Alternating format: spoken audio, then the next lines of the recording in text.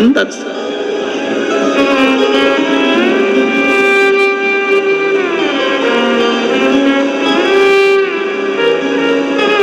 और उसको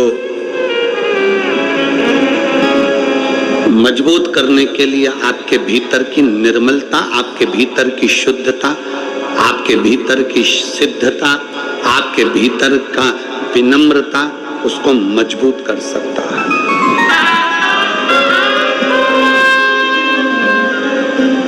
भीतर की एक बार माता उमा ने भगवान महेश को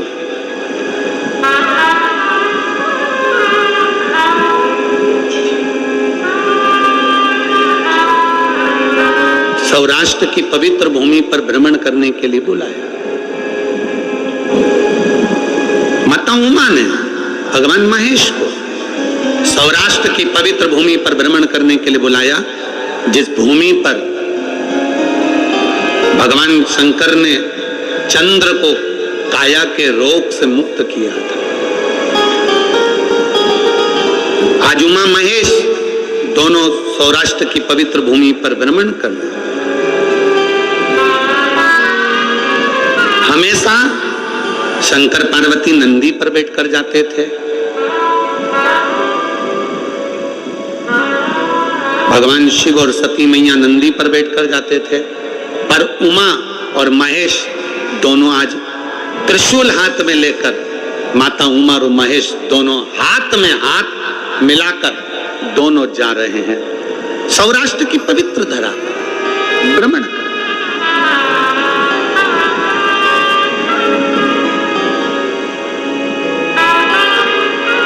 और सौराष्ट्र की पवित्र भूमि पर घूमते घूमते माता उमा ने भगवान महेश से 3 प्रश्न कर लिए।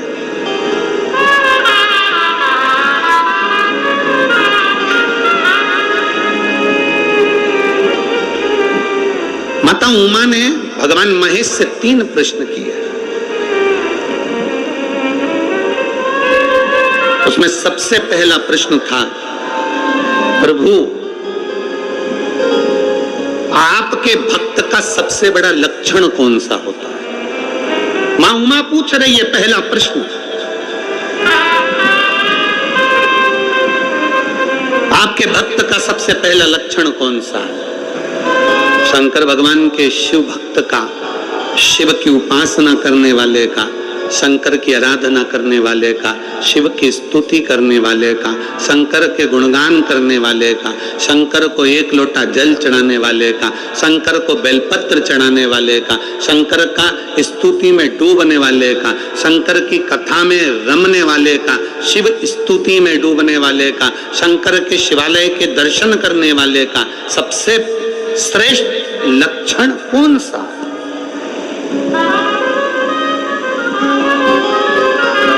सबसे श्रेष्ठ लक्षण कौन सा? भगवान शंकर ने कहा, पार्वती मेरे भक्त का सर्वश्रेष्ठ लक्षण है विषम परिस्थिति में भी नम्र बने रहना, विषम परिस्थिति में भी नम्रता धारण करना। दुनिया आपकी कितनी भी विषम हो गई हो, दुनिया आपसे कितनी भी विषमता धारण कर रही हो, आपकी विषम परिस्थिति में भी आपकी नम्रता खत्म ना।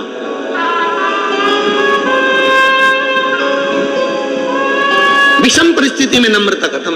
यहाँ पर रवि कृष्ण शास्त्री जी बैठे हैं विदिशा वाले। मैं आपको एक चीज के लिए धन्यवाद दूंगा। मैं वहां से जब विदिशा से चलने पर हमने आशीष जी को भी ये बात कही कि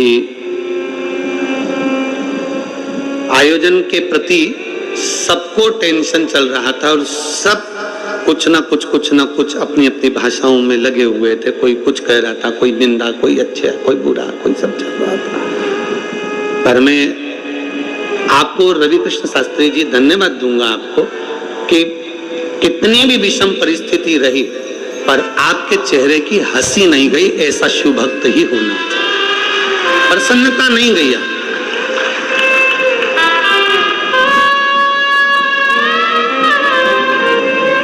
और ये बहुत कम लोगों में देखने को मिलता है महाराज। हमारी तो बाबा की कृपा से कथाएं चलती रहती है। ये कथा पूर्ण होगी 25 तारीख को भिलाई में, छत्तीसगढ़ में प्रारंभ हो जाएगी 1 बजे से 4 बजे तक। 25 तारीख से 31 तारीख तक कथा चलेगी, फिर उसके बाद में अगली कथा फिर वहीं छत्तीसगढ़ में। पूरा सावन छत्तीसगढ़ वालों का।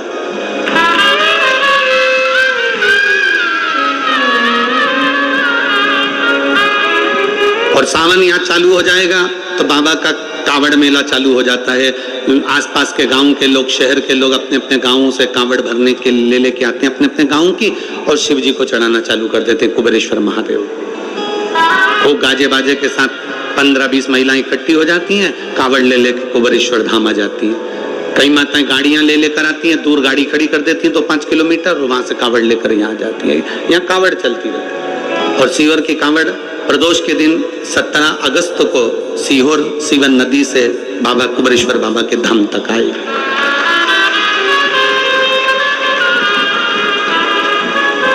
ढेर जगह जावे, अनेक जगह जावे, पर ये विषम परिस्थिति में भी जो मुस्कुरा दे, विषम परिस्थिति में भी जो ठंडा है, विषम परिस्थिति में भी जो कूल है, विषम परिस्थिति में भी जो नम्रता का भाव धारण कर ले, तो समझ लेना कि वो शंकर का श्रेष्ठ भक्त हो ही सकता। विषम परिस्थिति। इसकी एक कथा आती है बड़ी सुंदर। मेरे महादेव कह रहे हैं, मेरे महादेव ने पार्वती माँ उमा से कहा, उमा सुन, एक व्यापारी के पास में 2 हीरे थे।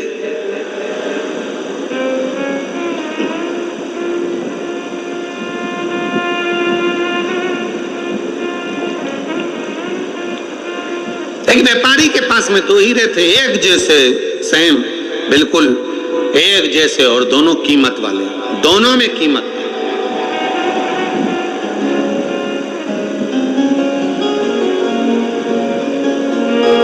अब वो व्यापारी की एक आदत थी, प्रत्येक नगर में जाता और दोनों हीरों को रख देता, और नगर के राजा के पास में नगरवासियों से कहता है, एक हीरा इसमें असली है और एक हीरा इसमें नकली है। इसमें एक हीरा असली है और एक हीरा नकली है।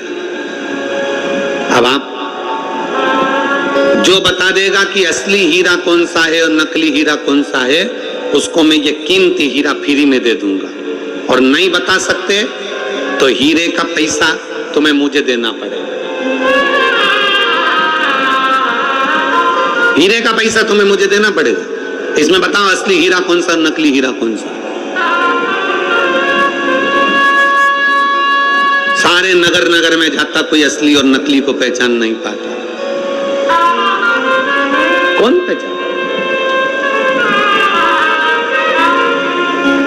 कोई फर्कदार हो ना, एक बात बहुत अच्छे से याद रखिएगा, घी नकली होगा ना, चल जाएगा। वो मेरी जीजी हो, अच्छे से समझ लेना, और मेरे जीजा होंगे, और बेटी बेटा भी। घी नकली होगा, चल जाएगा। सोना नकली होगा, चल जाएगा। पर अपनी दृष्टि और अपना गुरु कभी नकली नहीं होना चाहिए।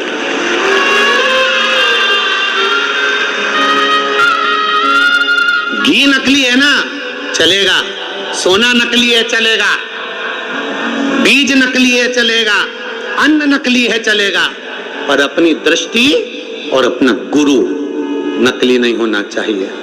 पानी पियो छान और गुरु करो जान। बहुत सोचना समझना, ये नहीं कि 1 साल 2 साल हमने किसी को परख लिया और गुरु कर लिया ना। खूब सोचो, समझो, परखो। सोना नकली चल सकता है, घी नकली चल सकता है, पर गुरु नकली नहीं चल सकता। इसलिए अपनी दृष्टि ऐसी करना कि तुम्हें समझ में आना चाहिए कि गुरु बनाने के लायक है कि नहीं है।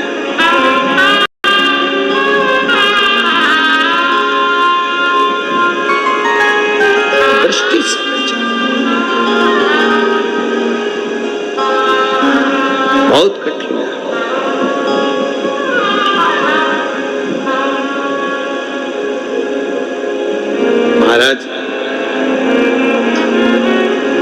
आज के जमाने में असली घी नहीं मिलता, आज के जमाने में असली चांदी नहीं मिलती, आज के जमाने में असली कपड़ा नहीं मिलता, आज के जमाने में असली कोसा नहीं मिलता, आज के जमाने में असली चप्पल जूता नहीं मिलता, आज के जमाने में असली खाने का सामान नहीं मिलता, तो आज के जमाने में असली गुरु मिलना कितना कठिन होगा, जरा विचार करिएगा। झांटना पड़ेगा, देखना पड़ेगा, रमना पड़ेगा, ना जाने कितनी कितनी दृष्टियों से सोचना पड़ेगा, तब मिलेगा।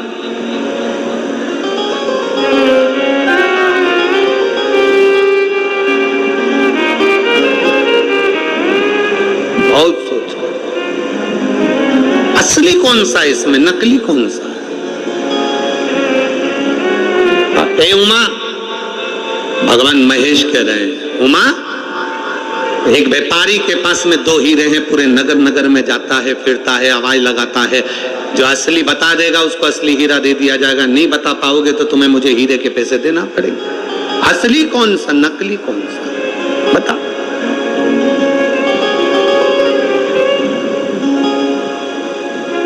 हमारे मालवा के संत श्री पंडित श्री कमल किशोर जी नागर जी महाराज अपनी भाषा में कहते हैं, हीरा को परखइयो राम कोई, हीरा को परखदार कोई नहीं है संसार, कौन परखेगा?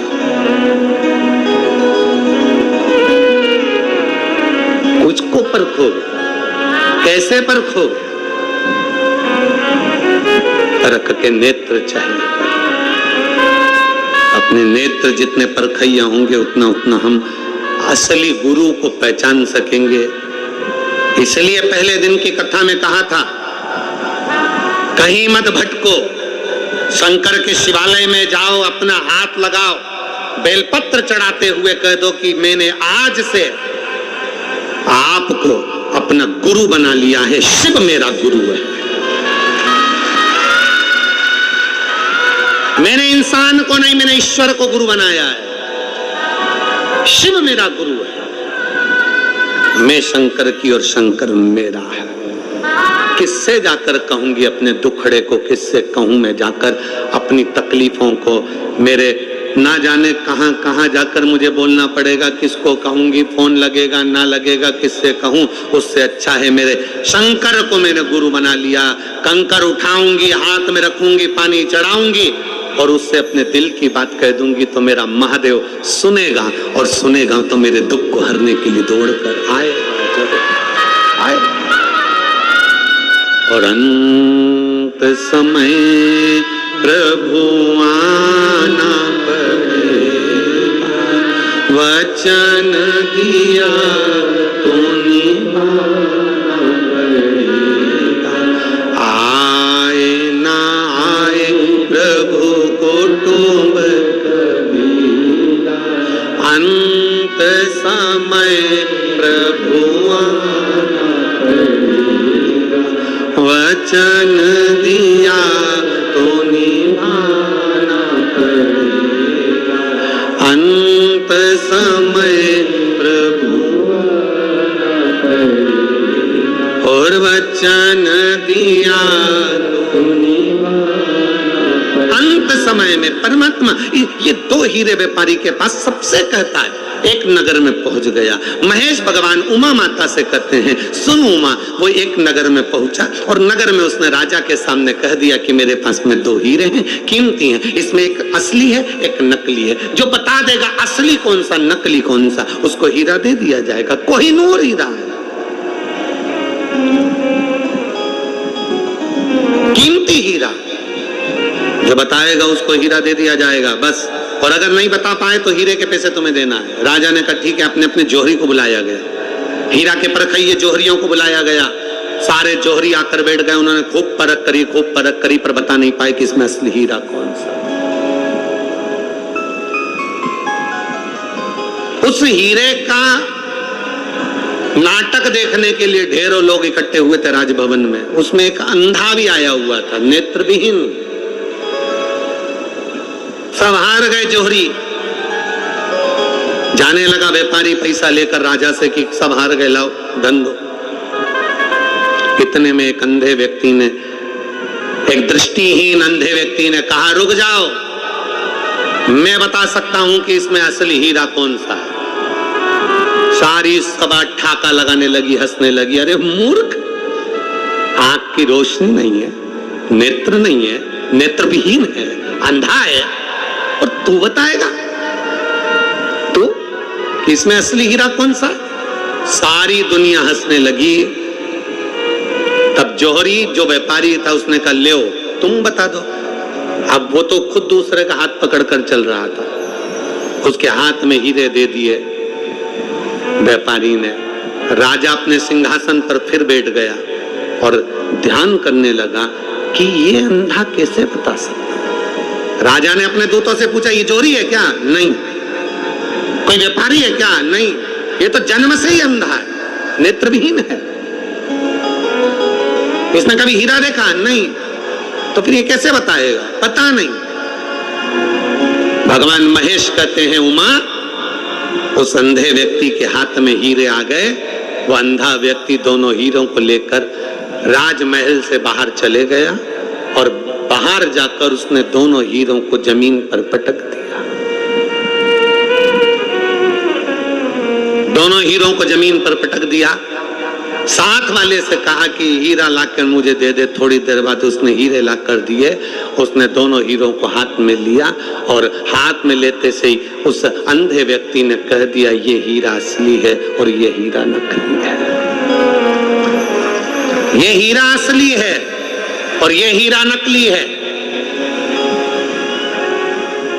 उस व्यापारी ने अंधे व्यक्ति से पूछा, तुम कैसे कह सकते हो कि ये भी हीरा असली है और ये नकली है? तो उस अंधे व्यक्ति ने कहा, मैंने दोनों हीरे रोड पर फेंक दिए, जमीन पर फेंक दिए। इसमें से जो कांच था वो गर्मी से तपकर गर्म हो गया था और जो असली हीरा था वो ठंडा की ठंडा रह गया था।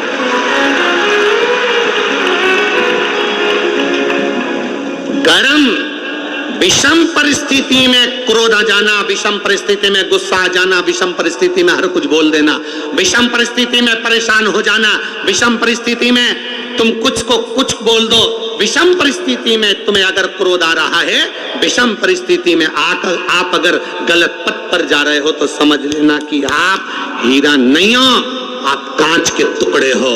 हीरा विषम परिस्थिति में भी ठंडा रहता है। हीरा विषम परिस्थिति में भी ठंडा। कितनी भी धूप पड़ जाए, कितनी भी गर्मी आ जाए, जो असली हीरा अगर कोई माँ पहनती हो, असली हीरा कोई भाई पहनता हो, अगर कितनी भी गर्मी पड़ जाए, कितनी भी धूप पड़ जाए, असली हीरा गर्म ही नहीं होता। असली हीरा ठंडा की ठंडा ही रहेगा, कूल की कूल रहेगा। उसी तरह शंकर भगवान कर रहे हैं, माँ उमा से मेरा जो भक्त होता है, अगर असली मेरा भक्त है तो वो हमेशा कूल की कूल, ठंडा की ठंडा और विनम्र की विनम्र ही रहता है। ये उसकी पहचान है, हीरे की पहचान है। ये हीरे की पहचान है। आजकल बहुत कांच के टुकड़ों को तराश तराश के बेचा जा रहा है और कह दिया जाता है कि असली हीरा है। हीरे की चूड़ी, हीरे की अंगूठी, हीरे के कान के, हीरे का नेकलेस, हीरे का नेकलेस, सबने कह दिया हीरे का नेकलेस। उठाओ हीरे के नेकलेस को जरा बाहर रख कर देखो, थोड़ी देर ठंडा है कि गर्म है। कांच को तराश कर हीरा बनाया जा रहा है, पर कांच कांच ही रहता है और हीरा हीरा ही रहता है। हीरा विषम परिस्थिति में भी कूल, ठंडा, नम्र, नाजुक, सरल रहता है। एक पत्र है,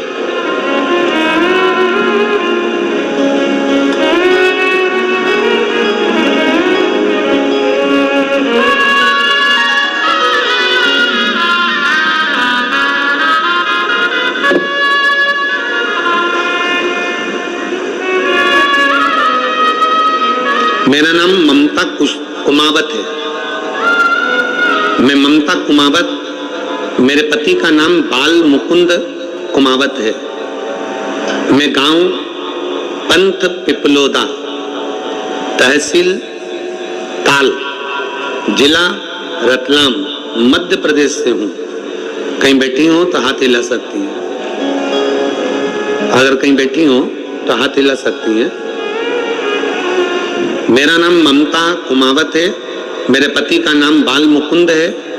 मैं गांव पंथ पिपलोदा, तहसील ताल, जिला रतलाम, मध्य प्रदेश से आई हूं। कहीं बैठी हैं क्या?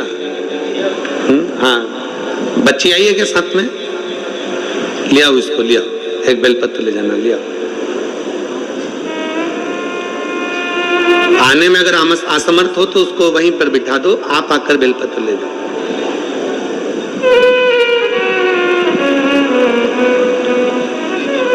दो 2019 में मेरी इस बेटी की तबीयत इतनी ज्यादा खराब हो गई थी, जयाश्री कुमावत की, कि ना पांव से चल पाती थी, ना हाथ हिल पाता था, ना सुन पाती थी, ना बोल पाती थी, ना बैठ पाती थी, पलंग पर पड़ी रहती थी। शरीर का कोई, इसका पांव, हाथ, इसकी दृष्टि, इसकी श्रवण शक्ति, इसका बोल, इसका सुनना, इसका रोटी खाना, पानी पीना, कुछ भी नहीं कर सकती, केवल पलंग पर पड़ी ही रहती थी। इसको ऐसी बीमारी हो गई थी जिसका कोई हल डॉक्टर के पास भी नहीं था। डॉक्टरों ने तो कह दिया था कि इसको घर ले जाओ, जितना दिन सेवा बन सके उतना दिन कर। 2019, 2020, 2021 इसकी तबीयत और गिरती रही और ये पलंग पर पड़ी की पड़ी रही। पहली बार हमने 2022 में आपकी कथा सुनी और हमने सुनते से ही उसी समय पर आपकी कथा गुरु पूर्णिमा की सीहोर में हो रही थी। तब हम 11/7/2022 को गुरु पूर्णिमा के समय पर कथा सुनने के लिए पंडाल में आ गए और एक दिन की कथा हमने गुरु पूर्णिमा की सुनी और सुनने के बाद बाबा के कंकर शंकर की पूजन कर कर, जल चढ़ाकर, बेलपत्र लेकर चले गए। घर जाकर हमने बेलपत्र बच्ची को दिया और जल चढ़ाना प्रारंभ कर दिया। इतने सालों के बाद 2019 से लेकर 20, 21, 22 तक वो उठकर खड़ी नहीं हुई, बैठी नहीं, ना खा पाती, ना बोल पाती, ना सुन पाती।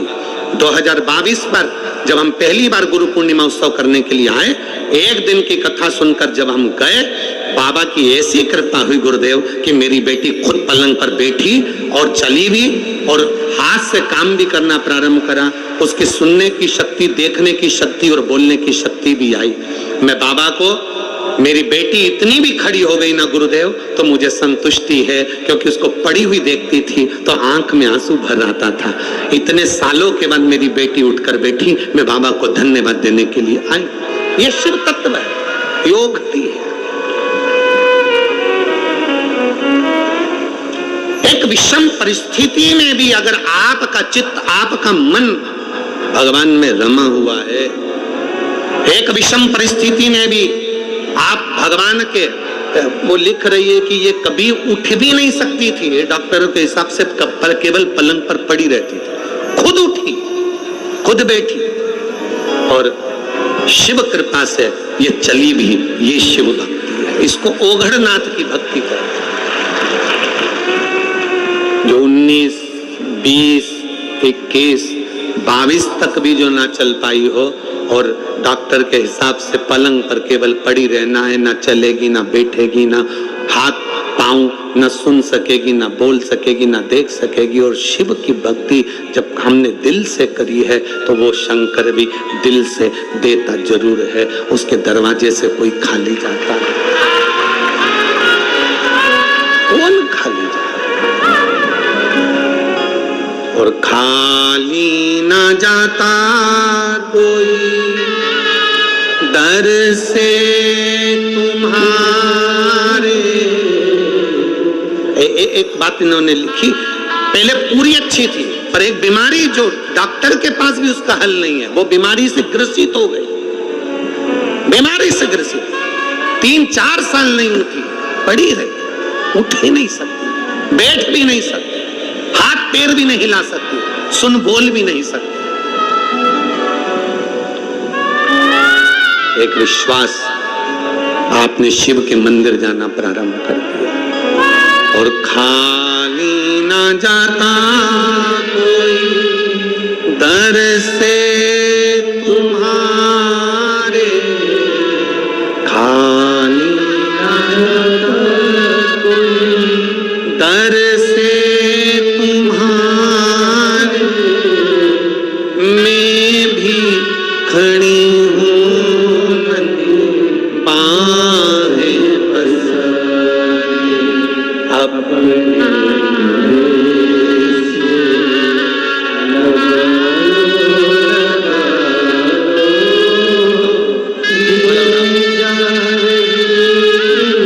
जोरदार ताली बजाओ इस बेटी के लिए जो इतना परिश्रम, इतनी मेहनत।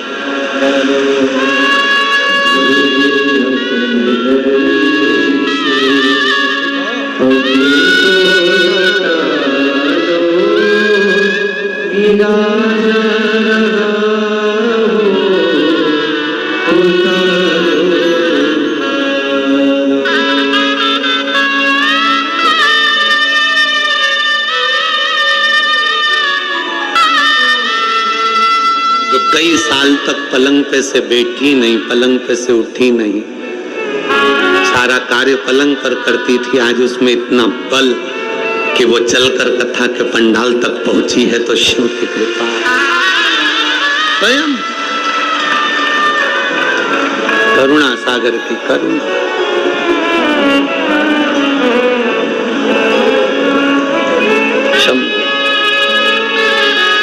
और रिश्ता तेरा मेरा सबसे प्यारा, रिश्ता तेरा मेरा सबसे प्यारा, तू मेरा बाबा मैं हूँ तेरा लाला, मैं हूँ तेरा लाला, तू मेरा बाबा मैं हूँ तेरा लाला, मैं हूँ